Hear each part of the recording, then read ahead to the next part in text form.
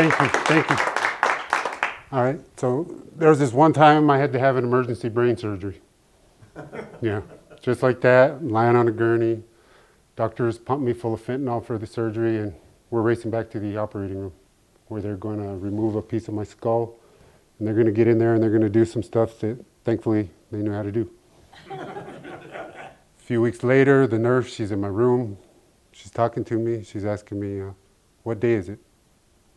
Where are you? Why are you here? What happened? Who's the president? So for this story, I'm going to go ahead and note that I'm an attorney, which means that I deal with problems, and I have the hubris to believe that I can solve any problem, no matter what. Just using a little bit of creativity and some logic. So when I had developed this sinus headache in the middle of April, I thought, no big deal, allergies, I can figure out something. So unencumbered by any sort of medical training or anything like that, I decide that, you know, if I can just create some drainage here through my sinuses, either through some sneezing or tears or something, that it'll ease up some of the pressure in my sinuses and I'll feel better. So I get pepper, I eat some hot chile, I start rubbing my nose and tickling my nose. And I even got out my partner's back massager, and I'm vibrating my nose, and I'm vibrating my forehead, and I'm getting the sneezing, I'm getting the tears, but I don't feel any better. So I decide, well, I need to supplement this. So start listening to sad country songs. These things always make me cry, so that's what I do. Get on my headphones, put on George Jones, and he's reminding me of why he stopped loving her today. And even though I've listened to the song 1,000 times, and I know that the only reason he stopped loving her is because he died. It's sad, and I'm crying, but I don't feel any better. So then I put on Lefty Frizzell, Keith Whitley song, and they're talking about how it tears me up to see a grown man cry. So I never go around mirrors, because I can't stand to see me without you by my side. You know, it's these heartbreaking lyrics, and I'm crying, my nose is running and all that, but I don't feel any better. So by this time, it's May, starting to get a little concerned, so I decide that I probably need to go see an expert. So I go to the acupuncturist. I go into the acupuncturist, puts the needles in my head, does his thing, sends me home, and I feel pretty good. Go home, go to sleep, wake up the next day, I feel great, no more pain, it's gone, I'm cured. Spend the day listening to music, I'm listening to happier music this time, and watching TV, I'm hanging out with my boys, my kids. The NBA playoffs are going on, my team's doing good, it's a great day, it's a perfect day. And now, looking back, thinking about it, I'm glad I had that perfect day, because just in case, you know. Go to sleep. Wake up the next day, and my head doesn't hurt anymore, but my stomach's upset. I'm nauseated. In fact, I spend the whole day throwing up, going from the bedroom to the bathroom, going from the couch to the trash can. Won't stop no matter what.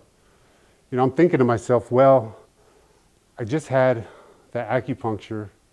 It probably released some toxins into my body, and my body's just getting rid of that stuff naturally. It's probably good, you know. Only problem is that the vomit was really dark. It was black even, and you know, they don't teach you in law school that this is pretty serious. But I don't know this, you know. Instead, I muddle my way through the day, and I go to sleep.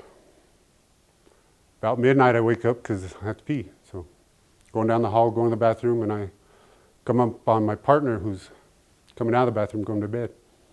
You know, I'm going to mention too that, you know, I called her my partner. I call her my partner for the story, but I never called her that. You know, I called her my wife. Now I call her my ex-wife, but for the purposes of the story, partner is probably the better word, because she was there with me. You know, she stood by me, and sometimes you need that, and that's what she did. And anyway, I'm coming up on her down the hall, and for whatever reason, I lose control of my bladder, right there on the floor, make a mess. It's embarrassing. I start apologizing. I'm sorry. I don't know what happened. I was an accident. I'll clean it up. But she's not really paying attention to what I'm saying. She's looking at me, you know. And I'll mention too that she was the Google doctor of the house.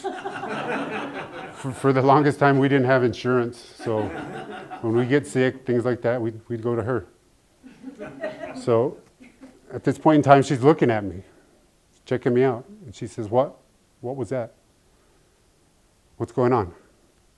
Are you okay? Are you having a stroke?" And I say, no, I'm okay. It was an accident.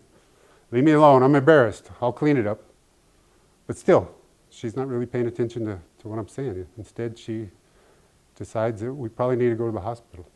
So she loads me up. We load up in the truck, and we head off to the hospital. On the way there, she's still doing her thing, checking on me.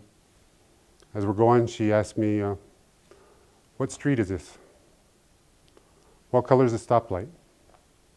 How many people are in that car?" You know, I'm answering. I'm saying, "This street's Cole. That one's Broadway. This one's University. This light's red. That one's green. This one's green. There's 2 people in that car. There's 1 person in this car. There's 2 people in that car." You know, I'm thinking to myself, man, I'm getting these things right. We probably need to turn around and go home. It's late. It's early. Wasn't dawn. Wasn't daylight. There was still time to get home and sleep in my bed that night. But we don't. Instead, next thing I know, I'm lying on a gurney. Doctors dosed me up with fentanyl for the surgery. We're headed back to the operating room. So for obvious reasons, I don't remember much about this part of the story, except that I was at UNMH, and some of the other patients, they were making fun of me because I couldn't handle my fentanyl. I was a mess. I wasn't dealing well. You know, that stuff's really strong.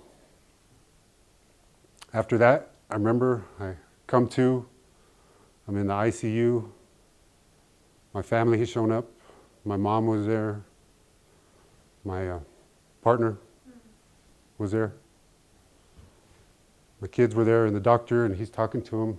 Doctor's in there, and he's talking to them, and he's telling them, "Just so you know, we're not out of the woods yet." So I heard that, and I was like, "The heck does that? What the hell does that mean? Am I okay? Am I going to be okay? Am I going to die?" Well, more importantly, though, I was worried about, am I going to get to go home, sleep in my bed? Well, clearly, I didn't die. I also didn't get to go home that night. Instead, I spent the next 40 days and the next 40 nights in the hospital recovering. Every day, I'd leave my room, and I'd go do physical therapy. After that, I'd come back to the room. Nurse, she'd come in, and she'd do cognitive tests on me. She'd come in, and she'd ask, "What day is it?" And I'd say, "It's Thursday." And she'd say, "Where are you?" And I'd say, "I'm at UNMH." And she'd say, "Why are you here? What happened?" And I'd say, "Well, I had a sinus infection that turned really bad, spread close to my brain, developed these abscesses. They had to be dealt with." Then she'd say, "Who's the president?" And at this point, I was trying to be funny, cute with the nurses, funny guy. So I'd say, "Hey, it's Sleepy Joe Biden," I'd say. And these were the good old days when we had a different president and I had a brain infection. But things change, night and day, pendulum, all that stuff. Eventually, I got well enough to where they gathered together all the king's horses, and they gathered together all the king's men. And they put my head back together again. And they used a German titanium plate to replace that part of my skull that they had removed for the surgery, and it's still here. And that was 2 years ago. Since that time, I just kept moving forward. Step by step, I got to where I could talk normally again. Step by step, I got to where I could take clumsy steps, but they were steps. Step by step, I got my stupid legal brain back again, and I started arguing with the hospital staff, and I was telling them, just so you guys are aware, just so you know, you have no authority to keep me here. I'm free to leave whenever I want. But I didn't. I just kept taking my steps. Step by step, I got to where I could take dance steps again, you know. My normal life was coming back to me. And I guess step by step, I was able to step in here, step up here, take you on this trip inside my head, inside my crazy brain, and advise you that if you ever get a sinus infection that won't go away, whatever you do, don't go see an attorney. Don't even come see me, even though I've been through it and I'm back to working again. Thank you.